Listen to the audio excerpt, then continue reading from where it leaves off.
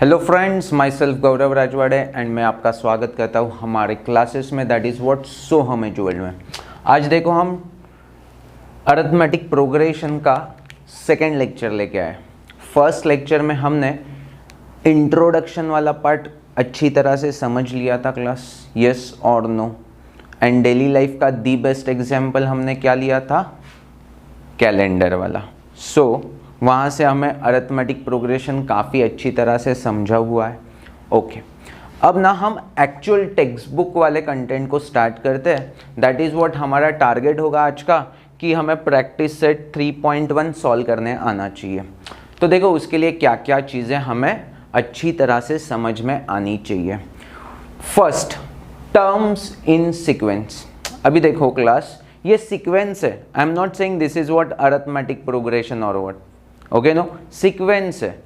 तो 2 3 5 7 11 13, so prime numbers का sequence दिख रहा है, यस और नो क्लास। तो इसे मैं रिप्रेजेंट कैसे करूंगा, तो प्यार से देखो, this is what our first term T1, this is what our second term T2, this is what third term T3, T4, T5, T6। तो हमने इन जनरल दिखाना है तो क्या करेंगे क्लास, करली ब्रैकेट के अंदर Tn लिख दिया nth टर्म के लिए। Are you getting me class? So ये पर्टिकुलर सीक्वेंस कितने टर्म्स है, उनमें 6 टर्म्स है। तो T1 to T6, is that clear to you? पक्का? ओके। तो वैसे ही यहाँ पे भी देखो 1 2 3 4 5 6 टर्म्स है, यस और नो। सो हमें टर्म समझ में आ गए। अगर किसी ने पूछा कि बाबा फर्स्ट टर्म क्या है इस सीक्वेंस का, तो हम बोलेंगे फर्स्ट टर्म क्या है 2, लास्ट टर्म क्या है तो हम बोलेंगे 16, थर्ड टर्म क्या है तो T3, T1 T2 T3, so this is what third term. तो हमें अब टर्म्स इन्वॉल्व इन सीक्वेंस मतलब क्या समझ में आ चुका है, यस और नो। बट अगर हमें अब टर्म्स समझ में आ चुका है तो weather given sequence is arithmetic progression और नॉट, वो हमें अगर चेक करना है तो हम क्या करेंगे। प्यार से देखो क्लास, ये अरिथमेटिक प्रोग्रेशन है कि नहीं चेक करना है तो हमें first of all definition of arithmetic progression समझना होगा।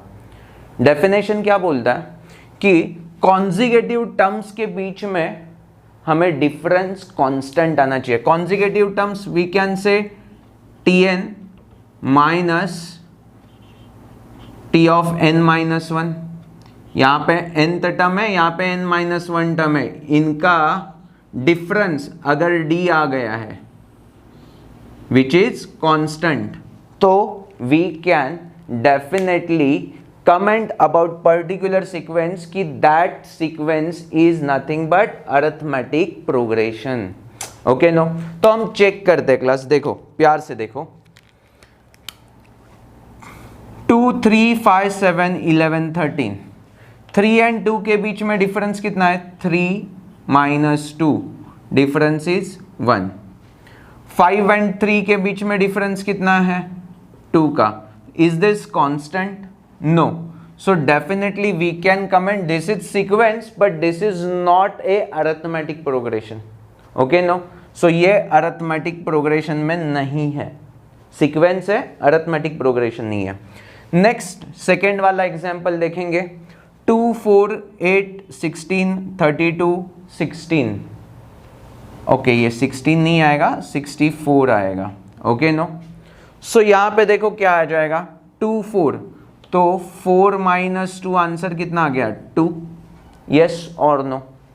देन 4 into 4 and 8 मतलब 8 minus 4 आंसर आ गया 4, दिस इज नॉट इक्वल ना, 2 is not equal to 4, hence given sequence is not an arithmetic progression। arithmetic progression में ये sequence नहीं है। is that clear to you?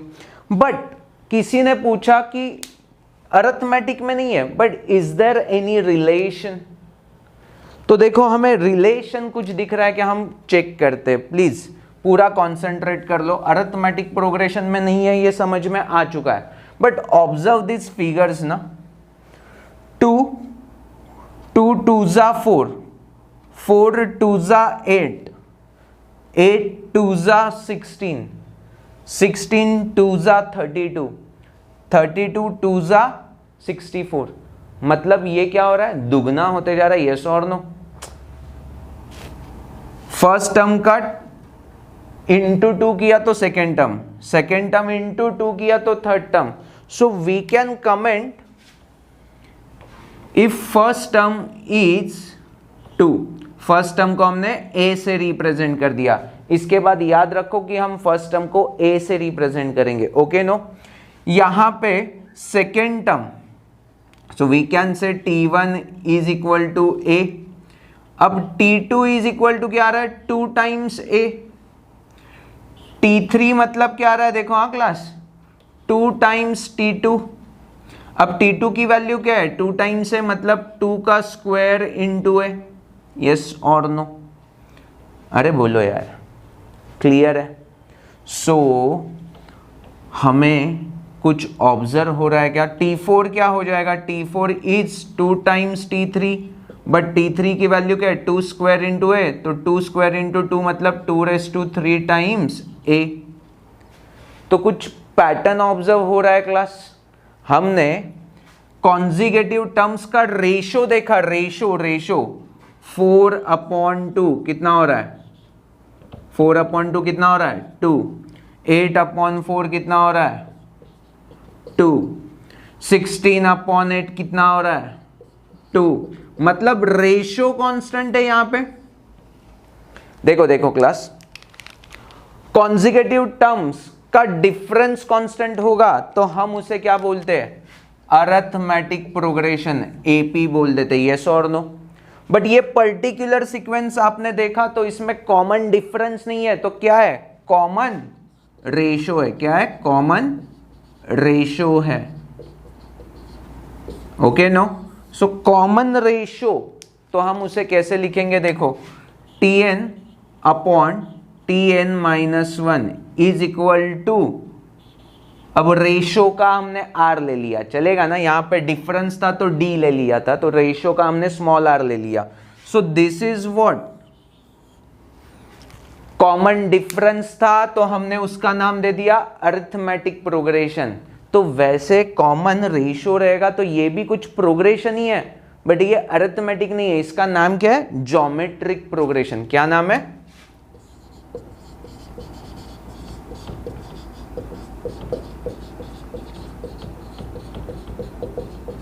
इसको हम जीपी बोल देते हैं। Are you getting me class? Geometric progression.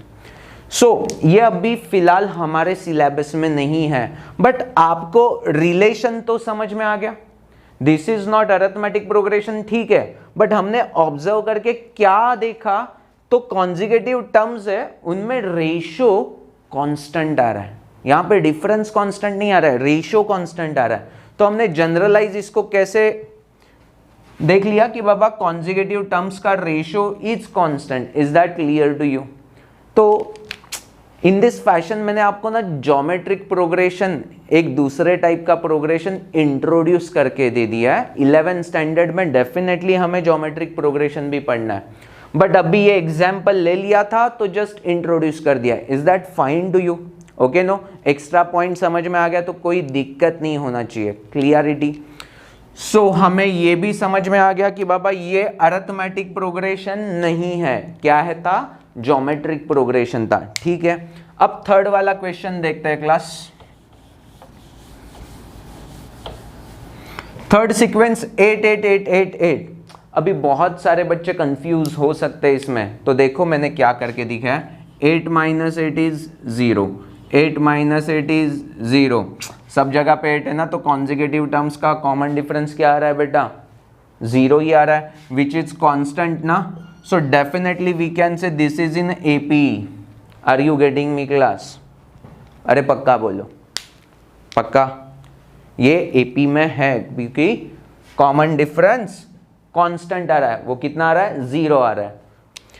4 0 -4 -8 -12। तो यहां पे देखो क्लास, कॉन्जिगेटिव टर्म्स, इन दो कॉन्जिगेटिव टर्म्स का डिफरेंस लेंगे तो 0 - 4, आंसर इज -4।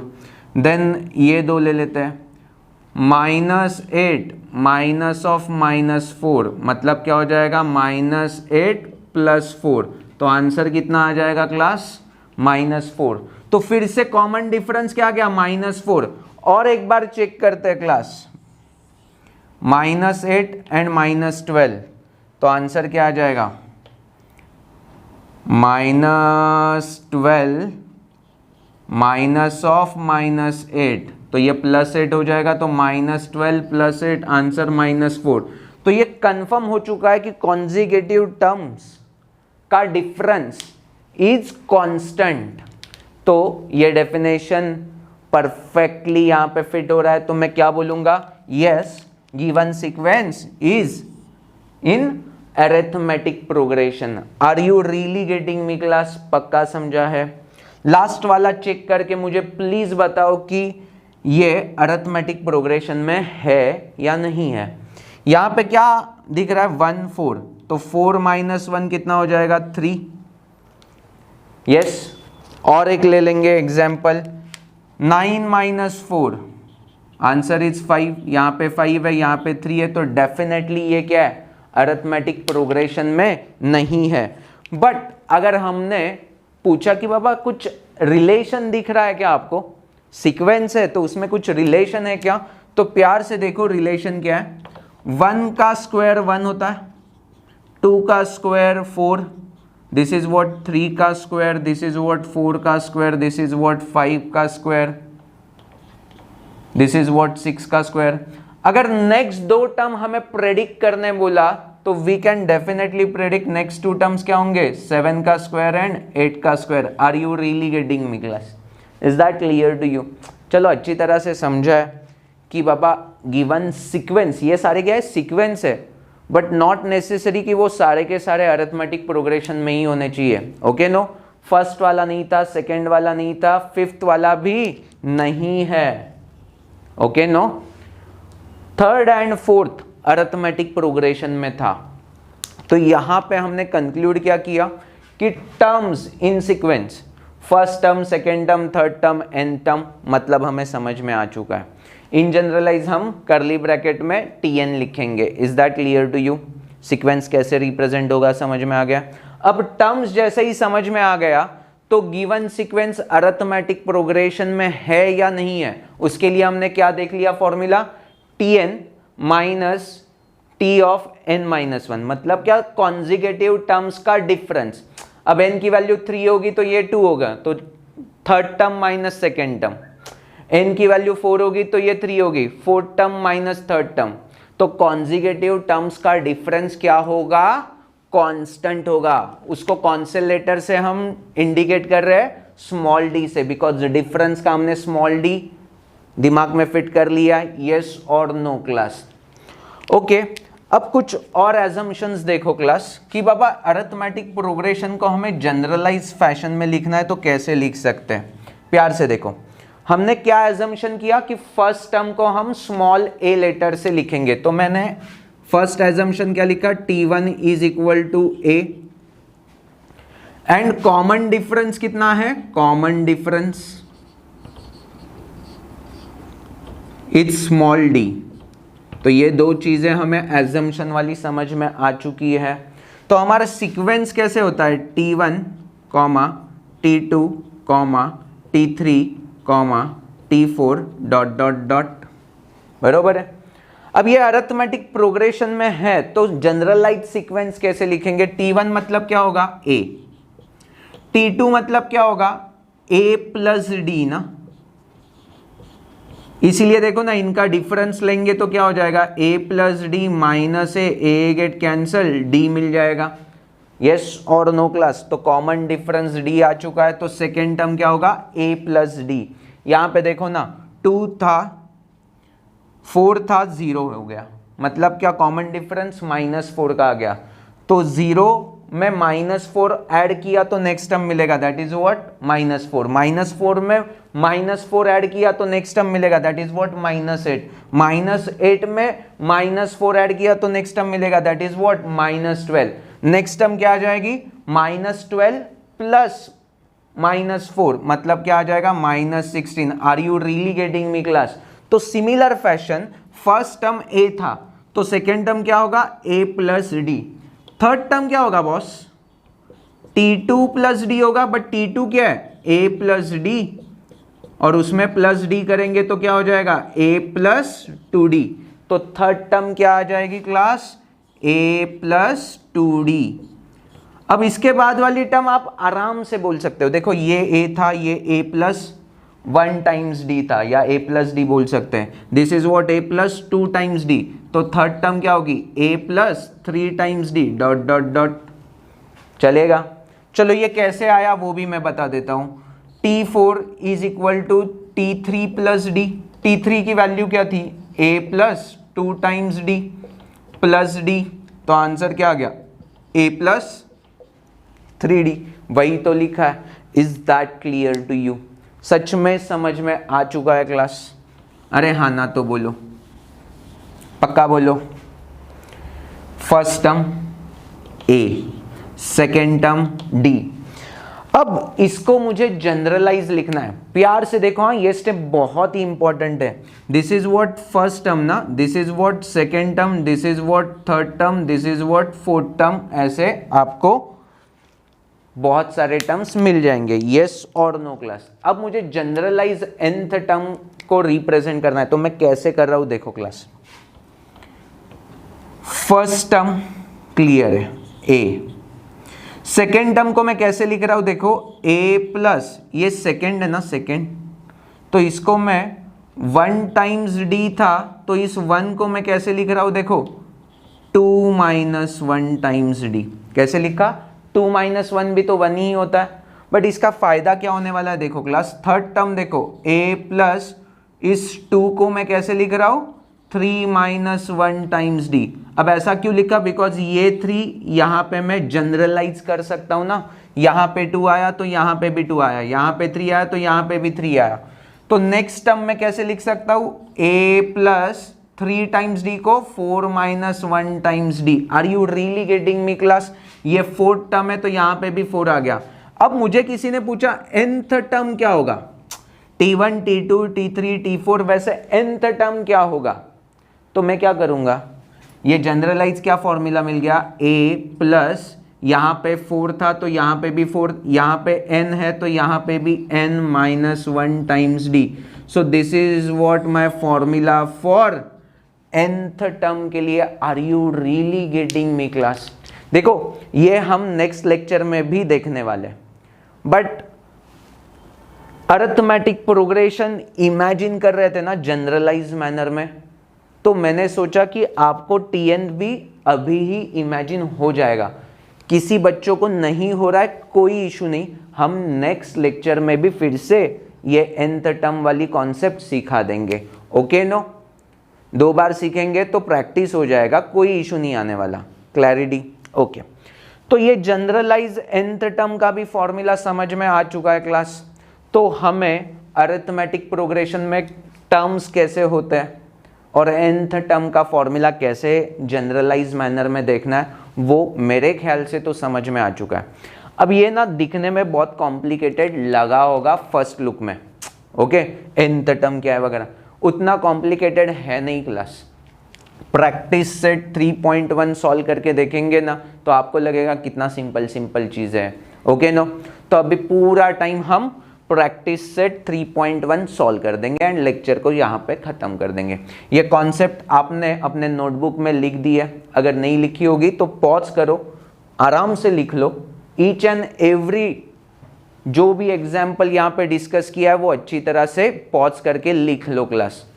ओके नो, अब नेक्स्ट 3.1 की तरफ बढ़ेंगे हम। देखो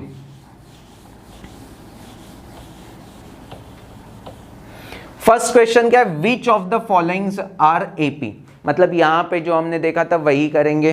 तो प्यार से देखो फर्स्ट वाला एग्जाम्पल, इसमें t1 की वैल्यू क्या दी है, फर्स्ट टर्म की वैल्यू 0.3, सेकेंड टर्म की वैल्यू क्या है 0.33, थर्ड टर्म की वैल्यू क्या है क्लास 0.333। तो मेरा फर्स्ट स्टेप क्या होगा, स्टेप नंबर 1,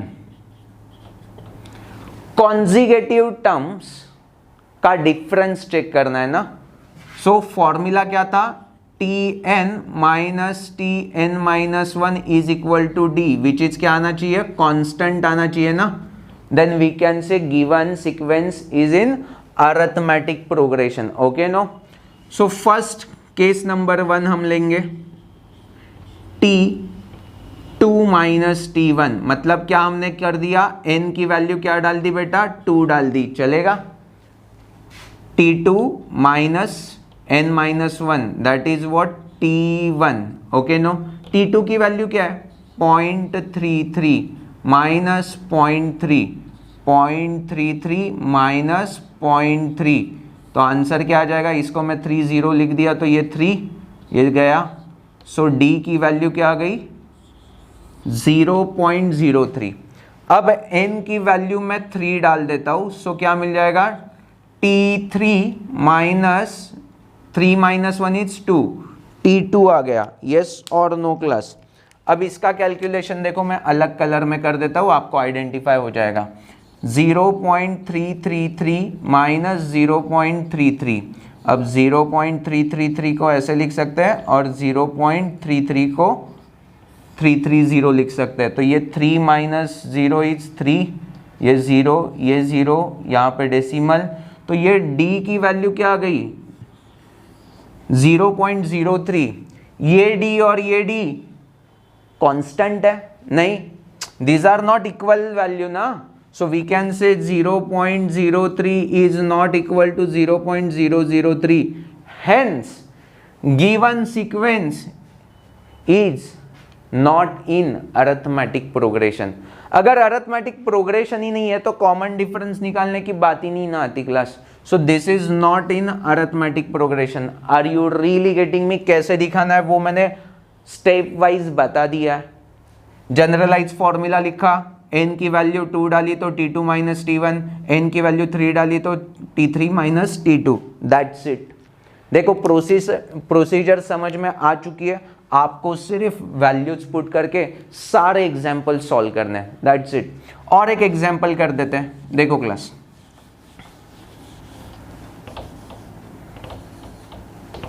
नेक्स्ट क्वेश्चन में देखो फ्रैक्शन में कुछ लिखा है, इसीलिए जानबूझ के ले रहा हूं, दैट इज व्हाट 2, ये क्या है 5/2, ये क्या है 3, और T4 की वैल्यू क्या है 7/3, ओके नो। अब स्टेप नंबर 1, n की वैल्यू 2 डाल दी तो T2 माइनस T1 क्या आ जाएगा 5/2 माइनस 2, 2 को मैं कैसे लिख सकता हूँ 4/2 भी लिख सकता हूँ, तो आंसर क्या आ गया 1/2, okay no. Next n is equal to 3 डाला तो क्या मिल जाएगा T3 माइनस T2, T3 कितना है मेरा बच्चा 3 माइनस 5/2, 3 की वैल्यू को मैं ऐसे भी लिख सकता हूँ 6/2, तो 6/2 माइनस 5/2 आंसर क्या आ जाएगा 1/2, अरे वाह। बट एक और टर्म है तो मैं चेक करूंगा n इज इक्वल टू 4 के लिए भी, तो T4 माइनस T3, T4 क्या है 7/3 एंड T3 क्या है 3, 3 को मैं कैसे लिख सकता हूँ क्लास 3 3 जा 9, तो 9/3 लिख सकता हूँ, येस और no, is that clear to you, अच्छी तरह से समझा।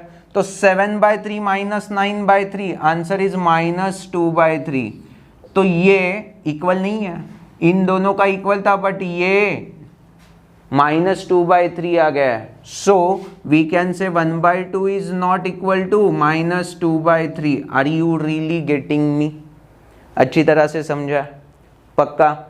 सो दिस इज वंस अगेन क्या नॉट इन एपी, बट समझो यहां पे ना 3 की जगह पे 2 होता ना तो ये यहां पे 2 हो जाता था, तो ये 7/2 माइनस 3 की वैल्यू क्या हम लिख सकते हैं 6/2, तो 7/2 माइनस 6/2 आंसर क्या आ जाएगा 1/2, तो ये अरिथमेटिक प्रोग्रेशन में आ जाता था। Is that clear to you? But unfortunately यहाँ पे उन्होंने बुक में 3 लिखा है तो ये अरिथमेटिक प्रोग्रेशन में नहीं है, समझो प्रिंटिंग मिस्टेक होगा, यहाँ पे 3 की जगह पे 2 होगा तो पीछे आंसर्स में आपको अरिथमेटिक प्रोग्रेशन में है ऐसे लिखा होगा। Is that clear to you? तो मैंने सारे केसेस कवर कर लिए हैं। ओके नेक्स्ट देखो क्या है, यहाँ पे रूट के टर्म्स में सीक्वेंस दिया है, तो बहुत सारे बच्चे डर जाएंगे कि अरे रूट में तो कैसे करेंगे, क्या करेंगे वगैरह वगैरह। कुछ नहीं यार, बहुत सिंपल है, अपना स्ट्रेटजी एकदम स्ट्रेट फॉरवर्ड है। फर्स्ट टर्म क्या है 3, सेकेंड टर्म क्या है 3 प्लस रूट 2, थर्ड टर्म क्या है 3 प्लस 2 रूट 2, फोर्थ टर्म क्या है t4 is equal to 3 plus 3 root 2। तो n की वैल्यू क्या डालेंगे, फर्स्ट 2, तो क्या मिलेगा t2 minus t1 is equal to 3 plus root 2 minus 3, ये 3 कैंसिल हो जाएगा और बचेगा क्या root 2। Is that clear to you? बहुत ही सिंपल है यार, रूट 2 है तो कंफ्यूज होने के लिए कोई चांस ही नहीं है बॉस, हमने सिंपल डिफरेंस निकाला हुआ है। ओके नो, तो ये रूट 2 देख के डरने की कोई जरूरत नहीं है। Clear? Then n is equal to 3 है ना, so n is equal to 3 के लिए क्या आ जाएगा t3 माइनस t2, तो t3 क्या है 3 plus 2 root 2 minus 3 plus root 2, 3 get cancel, 2 root 2 minus root 2, root 2 को कॉमन ले लूँ तो 2 माइनस 1, ये माइनस है ना, सो 2 माइनस 1 इज 1, तो फिर से आंसर क्या आ गया रूट 2। और t4 भी दे दिया है तो हम n इज इक्वल टू 4 के लिए भी चेक कर लेंगे class, t4 minus t3 is 3 plus 3 root 2 minus 3 plus 2 root 2, यहाँ पे 3 गेट कैंसल, रूट 2 कॉमन आ जाएगा, 3 माइनस 2 फिर से 1 आ जाएगा, तो ये 1 इंटू रूट 2 इज रूट 2, मतलब we can say d is root 2 which is constant everywhere. So definitely ये सीक्वेंस अरिथमेटिक प्रोग्रेशन में है एंड इसमें कॉमन डिफरेंस कितना आ रहा है रूट 2। तो ये कंप्लीट हो चुका है हमारा सेट 3.1 का क्वेश्चन नंबर 1। इसमें और भी प्रॉब्लम्स है बट जो डिफिकल्ट वाले थे मैंने यहाँ पे कवर कर दिए हैं। होपफुली मेरे बच्चों को कैसे सॉल्व करना है वो भी अच्छी तरह से समझा है क्लास। यस पक्का। अब क्वेश्चन नंबर 2 देखो, राइट एपी, क्या क्या क्या राइट एपी मतलब क्या अरिथमेटिक प्रोग्रेशन लिखना है हमें, और उन्होंने गिवन क्या दे दिया है ए एंड डी का वैल्यू, क्या दिया है ए एंड डी का वैल्यू। फर्स्ट केस में ए की वैल्यू कितनी है 10 एंड डी की वैल्यू कितनी है 5। हमें पता है जनरलाइज एपी का सीक्वेंस कैसे होता है, t1 t2 t3 t4 dot dot dot, या t3 के बाद ही हम डॉट डॉट डॉट बोल देंगे। t1 मतलब क्या होता है a, बरोबर है। t2 मतलब हम क्या बोला था a plus D, so second term क्या होगी a प्लस डी। t3 मतलब हमने क्या बोला था t2 plus D, but t2 की वैल्यू क्या है a प्लस डी मतलब उसे हम बोलते हैं a प्लस 2 टाइम्स डी, तो ये थर्ड टर्म क्या होगा a plus 2 times d. Is that clear to you? So this is what generalize manner की जिसमें हम अरिथमेटिक प्रोग्रेशन रिप्रेजेंट कर सकते हैं। अब यहाँ पे a की वैल्यू पुट कर देंगे, a की वैल्यू पुट करेंगे तो क्या मिलने वाला है क्लास, थोड़ा सा फोकस करो। a की वैल्यू क्या दी है 10, तो 10। सेकेंड टर्म क्या होगी 10 प्लस d की वैल्यू 5 है तो 5, देन 10 प्लस 2 टाइम्स d मतलब 2 टाइम्स 5 मतलब 10, ऐसे ऐसे ही मिलते जाएगा। येस और no class. So first term क्या आ गई 10, देन 15, देन 20, नेक्स्ट टर्म क्या आएगी 5 का डिफरेंस है तो 25, देन 30। आपको समझ में आ रहा है कैसे लिखना है? येस और नो क्लास। मेरे ख्याल से इससे सिंपल कोई क्वेश्चंस नहीं होते। इसमें अगर आप मिस्टेक कर रहे हो तो बेसिक एडिशन और सब्ट्रैक्शन में आपको मिस्टेक हो रहा है, ये कंक्लूजन निकलता है। इसमें कॉन्सेप्ट क्या है, कॉन्सेप्ट एकदम स्ट्रेट फॉरवर्ड है। एडिशन और सब्ट्रैक्शन में आप मिस्टेक कर रहे हो तो यार मैं भी कुछ नहीं कर सकता। Is that clear to you? Okay no. तो अब 10th स्टैंडर्ड में आ चुके हैं तो हम डेफिनेटली हमारी एडिशन सब्ट्रैक्शन ये सारी एबिलिटी बहुत अच्छी तरह से यूटिलाइज करेंगे। शांति से करो कैलकुलेशन, कोई घाई नहीं है, जल्दी आंसर आके कुछ फायदा नहीं होने वाला है क्लास। ओके अब सेकेंड क्वेश्चन देखो, a इज इक्वल टू -7 है, d इज इक्वल टू 1/2 है। तो डिक्टो डिक्टो सेम फैशन में देखो T1 मतलब क्या होता है A, तो हमें A की वैल्यू क्या मिल चुकी है -7। T2 मतलब क्या होता है क्लास A प्लस डी ना, तो A की वैल्यू है -7 प्लस D की वैल्यू कितनी है 1/2, तो ये -7 को मैं -14/2 ऐसे लिख सकता हूं एंड दिस इज व्हाट 1/2। -7 को मैं -14/2, 2 7 जा 14 नो, सो ऐसे डेफिनेटली लिख सकता हूं। इससे मेरा कैलकुलेशन देखो कितना सिंपल हो गया, -13/2 इज द आंसर। तो ये आपको ऐसा टेक्निक आ जाएगा ना क्लास, बहुत सिंपल है। T3 इज इक्वल टू क्या होगा A plus 2 times D, A plus 2 times D, A की वैल्यू -7, 2 टाइम्स D की value 1/2, 1/2, 2 get cancel, -7 plus 1, -7 plus 1, answer क्या आ जाएगा -6। तो आपको जनरलाइज सीक्वेंस क्या मिल चुका है, A की वैल्यू है -7, then A plus d that is what T2 की वैल्यू है -13/2, देन T3 की वैल्यू है -6। तो in this fashion we get arithmetic progression. Answer clear है। तो मेरे ख्याल से मेरे बच्चे अब सेकेंड क्वेश्चन को भी आराम से सॉल्व कर सकते हैं। थर्ड क्वेश्चन कुछ है ही नहीं क्लास, अभी सेकेंड क्वेश्चन किया उसकी रिवर्स केस, उन्होंने अरिथमेटिक प्रोग्रेशन दे दिया है, हमें A एंड D की वैल्यू फाइंड करनी है, दैट्स इट, बाकी कुछ करना ही नहीं है। तो फर्स्ट एग्जाम्पल देखो, एक एग्जाम्पल में सॉल्व कर दूंगा बस, बाकी सारे आपको ही करने हैं। फर्स्ट क्या है 5 देन 1 -3 -7 डॉट डॉट डॉट, तो A कंपेयर करेंगे फर्स्ट टर्म, तो A की वैल्यू कितनी है 5।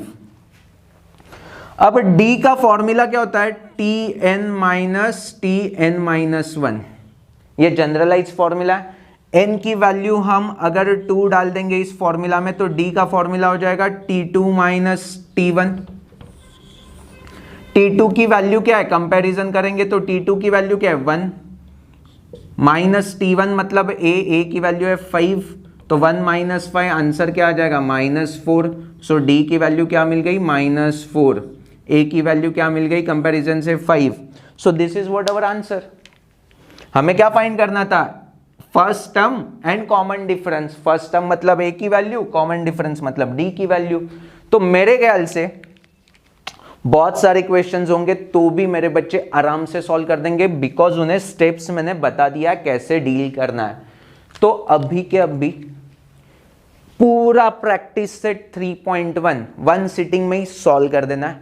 कुछ डाउट्स है तो कमेंट्स में प्लीज डाउट शेयर कर दो, या अपने व्हाट्सएप ग्रुप पे भी आप डाउट शेयर कर सकते हो। Is that clear to you? So thank you for watching this video, bye bye.